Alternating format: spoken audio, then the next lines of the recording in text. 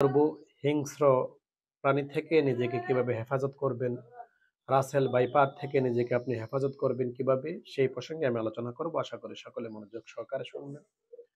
আমার আল্লাহ পাক রব্বুল আলামিন পবিত্র কালামুল্লাহ শরীফের মধ্যে ছোট একটি আয়াতে কারিমা নাজিল করেছেন। সালামুন আলা নূহিল আলামিন। ওনার বান্দাদেরকে সেভ করার জন্য, নিরাপত্তা দেওয়ার জন্য আমার আল্লাহ পাক রব্বুল আলামিন এই আয়াতে কারিমা নাজিল করেছেন। যদি কেউ এই আয়াতে কারিমার আমল করে, এতে করে আমার আল্লাহ পাক রব্বুল আলামিন তাকে সমস্ত হিংস্র প্রাণী থেকে, এমনকি জিনের আসর থেকে, বদ নজর থেকে আমার আল্লাহ পাক রব্বুল আলামিন হেফাজত করবেন। তা হচ্ছে সালামুন আলা নূহ ফিল আলামিন। তো যেই ব্যক্তি এই আয়াতে কারিমার আমল করবে, আমার আল্লাহ পাক রব্বুল আলামিন তাকে যত প্রকারের হিংস্র প্রাণী রয়েছেন, সমস্ত প্রকারের হিংস্র প্রাণী থেকে আমার আল্লাহ পাক রব্বুল আলামিন তাকে হেফাজত করবেন, তাকে হেফাজত করবেন। সুবহানাল্লাহ, সুবহানাল্লাহ, সুবহানাল্লাহ। বিশেষ করে রাসেল ভাইপারের যে একটি আতঙ্ক আমাদের সমাজে, দেশে, রাষ্ট্রে ছড়িয়ে পড়েছে, এই সমস্ত সাপের সম্মুখীন যদি আপনি হয়ে যান, তাৎক্ষণিক আপনি কি করবেন? তাৎক্ষণিক এই আয়াতে কারিমার আমল করবেন। সালামুন আলা নূহ ফিল আলামিন। সালামুন আলা নূহ ফিল আলামিন এই আয়াতে কারিমা যখন আপনি এক শ্বাসে কয়েক মর্তবা পড়বেন, ওই সাপ, ওই হিংস্র প্রাণী আপনার গোলাম হয়ে যাবে। সুবহানাল্লাহ, সুবহানাল্লাহ, সুবহানাল্লাহ।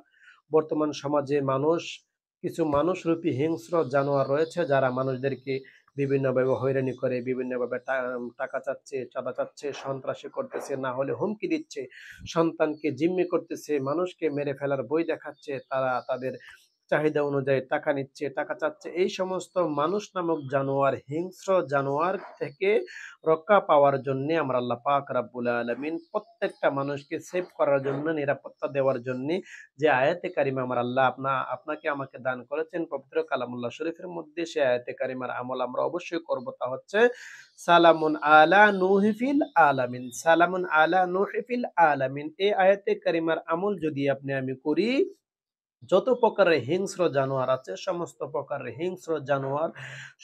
হিংস্র জানোয়ার আপনার কি হয়ে যাবে? গোলাম হয়ে যাবে। সুবহানাল্লাহ, সুবহানাল্লাহ, সুবহানাল্লাহ।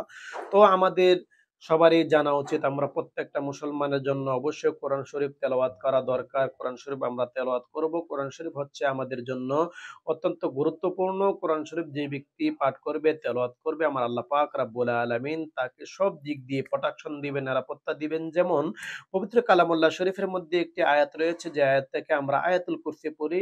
আয়াতুল কুরসি বলেন, ও দুনিয়ার মানুষেরা শোনো, যে ব্যক্তি আমি আয়াতুল কুরসির আমল করবে, যে ব্যক্তি রাত্রিবেলা আমি আয়াতুল কুরসিকে পাঠ করে, তেলাওয়াত করে, তার সম্পদ, তার মাল, তার ধনের মধ্যে ফুঁক দিয়ে রেখে যাবে, আমি আয়াতুল কুরসির দায়িত্ব হয়ে যায় তার মালামাল, তার সম্পদ, তার সমস্ত কিছু আমি আয়াতুল কুরসি নিরাপত্তা দেওয়ার জন্য আমি দাঁড়িয়ে যাই, নিরাপত্তা দেওয়ার জন্য আমি প্রস্তুত থাকি। সুবহানাল্লাহ, সুবহানাল্লাহ, সুবহানাল্লাহ। তো আমরা যখন বাসাবাড়ি থেকে কোথাও যাব, আমরা যদি ঈদের ছুটিতে বাসাবাড়ি থেকে, ঢাকা থেকে আমরা বাড়িতে আসি, গ্রামের বাড়িতে আসি, কিন্তু আসার পরে দেখা গেল বাড়িতে আমাদের বাসাবাড়ি চুরি হয়ে গেছে। এই বাসাবাড়িকে চোর থেকে রক্ষা করার জন্য আপনি আয়াতুল কুরসি পড়ে আপনার বাড়ির চতুর্দিক ফুঁক দিতে পারেন, আপনার তালায়, আপনার দরজায় ফুঁক দিতে পারেন, আপনার মালামালে ফুঁক দিতে পারেন। এতে করে আপনার মালামাল রক্ষণাবেক্ষণের দায়িত্ব আয়াতুল কুরসির হয়ে যায়। সুবহানাল্লাহ, সুবহানাল্লাহ, সুবহানাল্লাহ।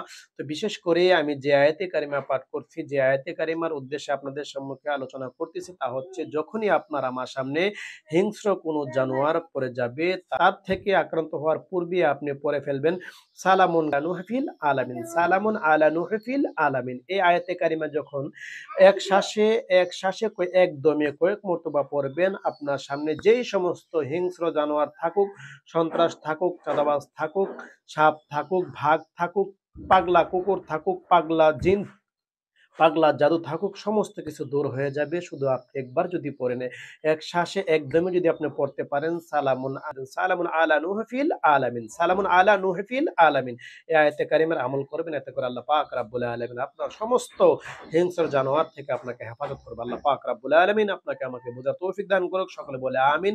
আসসালামু আলাইকুম ওয়া রাহমাতুল্লাহি ওয়া বারাকাতুহু।